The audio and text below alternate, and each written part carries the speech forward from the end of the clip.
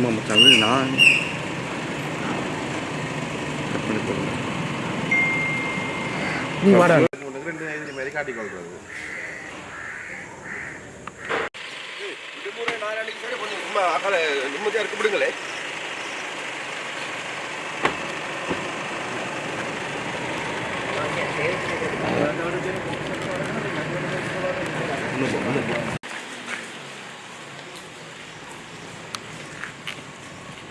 இதுதாரா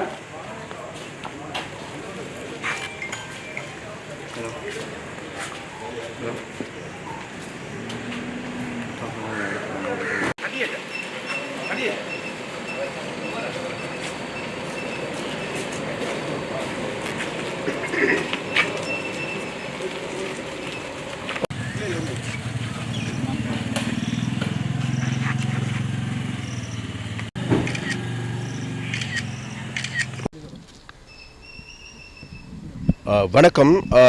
இன்று நாங்கள் யாழ் மாவட்டத்தில் இருக்கின்ற 17 உள்ளூராட்சி சபைகளுக்குமான எங்களுடைய அங்கீகரிக்கப்பட்ட முகவர்களை நியமிக்கின்ற நடவடிக்கைகளை நாங்கள் எடுத்திருக்கின்றோம். நாளை காலையில் நாங்கள் கட்டுப்பணத்தை செலுத்துவதற்கு நாங்கள் தீர்மானித்திருக்கின்றோம். அதே போன்று இன்று எங்களுக்கு தெரிகின்றது ஒரு விடயம் என்றால் வேறு எதுவுமல்ல, விசேடமாக யாழ் மாவட்டத்தில் வாழுகின்ற மக்கள் கடந்த பொது தேர்தலின் போது ஜனாதிபதி தேர்தலின் பொழுது எங்களை முதலாவது கட்சியாக நியமித்திருக்கின்றார்கள்.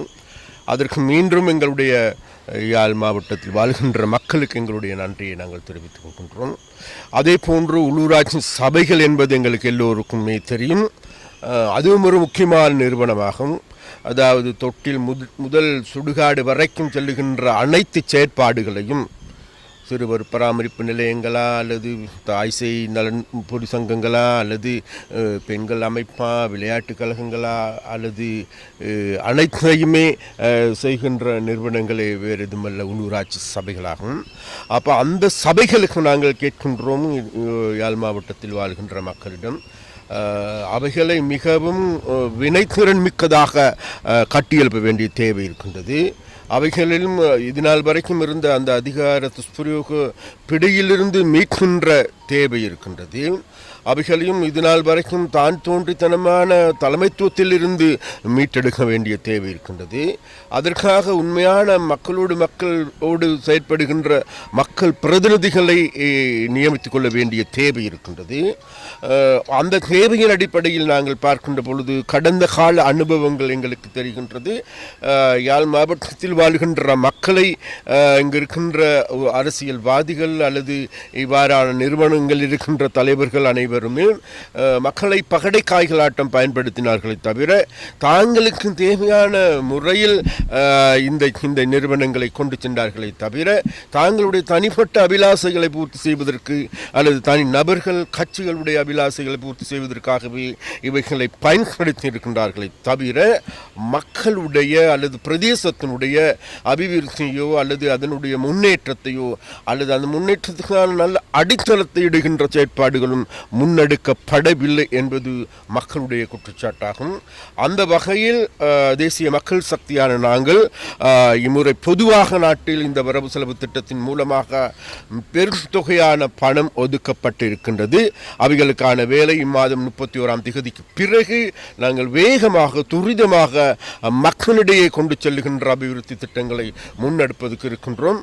அதற்கு நிச்சயமாக நாங்கள் நினைக்கின்றோம் இந்த அபிவிருத்தி திட்டங்கள் நடைமுறைப்படுத்தப்படுகின்ற பொழுது மக்கள் மத்தியில் பெரிய ஒரு மாற்றத்தை காணலாம். எங்களுடைய மாவட்டத்திலும் கூட பெரிய ஒரு மாற்றத்தை காண முடியும். அந்த மாற்றத்தை மேலும் வலுவுள்ளதாக மாற்றிக்கொள்ள வேண்டும் என்றால் உள்ளூராட்சி சபைகளில் இருக்கின்ற பிரதிநிதிகள் எங்களுக்கு அத்தியாவசியமாக தேவைப்படுகின்றார்கள். அந்த வகையில் நாங்கள் யாழ் மாவட்டத்தில் வாழ்கின்ற மக்களிடம் மிக மிக அன்பாகவும் பண்பாகவும் கேட்கின்றோம். அதாவது பலரும் இன்றைக்கு அதாவது என்ன காய்க்கிற மரத்துக்கு தான் கல்லடி விழுகும். அப்போ அந்த வகையில் இன்றைக்கு லஞ்சமற்ற ஊழலற்ற அல்லது ஊழல்களை தடுத்து நிறுத்தக்கூடிய நல்லதொரு அரசாங்கத்தை நாங்கள் கட்டி எழுப்பி வருகின்றோம். அதே போன்று ஒரு வினைத்திறன் மிக்கதான ஒரு நிர்வாக கட்டமைப்பை நாங்கள் உருவாக்குவதற்கான ஏற்பாடுகளை செய்திருக்கின்றோம். அந்த வகையில் யாழ்ப்பாணம் என்பது சகல விதத்திலும் அரசியல் துறையா அல்லது அரசாங்க துறைகளா அல்லது ஏனைய துறைகளா எல்லாமே சிதைந்து சீரழிக்கப்பட்டிருக்கின்ற ஒரு நிலைமையை காணக்கூடியதாக இருக்கின்றது. இங்கு இருக்கின்ற அரசாங்கத்தில் இருக்கின்ற முக்கியஸ்தர்கள் முக்கிய அதிகாரிகள் எடுத்துக்கொண்டாலும் கூட அவர்களும் ஒரு துஷ்பிரோகம் செய்கின்ற நபர்களாகவே இருக்கின்றார்கள். அதனால் இவைகளை வரிசைப்படுத்த வேண்டியிருக்கின்றது, சீர்படுத்த வேண்டியிருக்கின்றது. அந்த சீர்படுத்துகின்ற வேலைக்கும் மக்களுடைய ஆதரவு தான் எங்களுக்கு தேவையாக இருக்கின்றது. நாங்கள் நம்புகின்றோம் யாழ் மாவட்டத்தில் வாழ்கின்ற மக்கள் இந்த நிலைமைகள் அனைத்தையும் புரிந்து கொள்வார்கள் என்று தெரிந்து கொள்வார்கள் என்று. நிச்சயமாக நாங்கள் ஆட்சி பீடத்துக்கு வந்து 3 மாதங்கள் ஆகின்றது. ஆனால் எங்களை விமர்சிக்கின்றவர்கள் நாங்கள் என்னமோ 76 வருடங்களாக ஆட்சி செய்தவர்கள் போன்றுதான் எங்களை விமர்சிக்கின்ற போக்குகள் இருக்கின்றது. அதனால் மக்கள், நான் நினைக்கின்ற யாழ் மாவட்டத்தில் வாழ்கின்ற மக்கள் மிகவும் தெளிவடைந்திருக்கின்றார்கள், தெளிவான மக்களாக இருக்கின்றார்கள். அந்த தெளிவான மக்கள் நிச்சயமாக நாங்கள் நினைக்கின்றோம், நம்புகின்றோம், கடந்த பொது தேர்தலில் போன்று எங்களை இந்த உள்ளூராட்சி சபை தேர்தலிலும் உயர்ந்த இடத்திற்கு உயர்த்தி வைப்பார்கள் என்கின்ற நம்பிக்கை இருக்கின்றது. அதே போன்று இந்த நம்பிக்கையை நிறைவேற்றும் முகமாக எங்களுடைய 17 உள்ளூராட்சி சபைகளுக்குமான நல்ல தலைவர்களை நாங்கள் தெரிவு செய்திருக்கின்றோம். இங்கு இருக்கின்ற நல்ல புத்திஜீவிகளை நாங்கள் தெரிவு செஞ்சிருக்கின்றோம். படித்த இளைஞர் யுவதிகளை நாங்கள் தெரிவு செஞ்சிருக்கின்றோம். அதனால் மக்கள் விரும்புகின்ற, யாழ் மாவட்ட மக்கள் விரும்புகின்ற நபர்கள் இன்றைக்கு எங்களுடைய பட்டியலில் உள்ளடக்கப் போகின்றார்கள். அதனால் அவர்களை ஆதரித்து வெற்றி பெற செய்யுமாறு மிக மிக அன்பாக மக்களிடம் நாங்கள் கேட்டுக்கொள்கிறோம். எல்லா சபைகளையுமே நாங்கள் கைப்பற்றுவோம் என்பதுதான் எங்களுடைய உறுதியான நிலைப்பாடு. ஏன் கேட்டால் இந்த சபைகள் என்பது மிகவும் முக்கியமானது. என்ற உள்ளூராட்சி மட்டத்திலான வேலைகள் செய்ய எடுக்க வேண்டும்.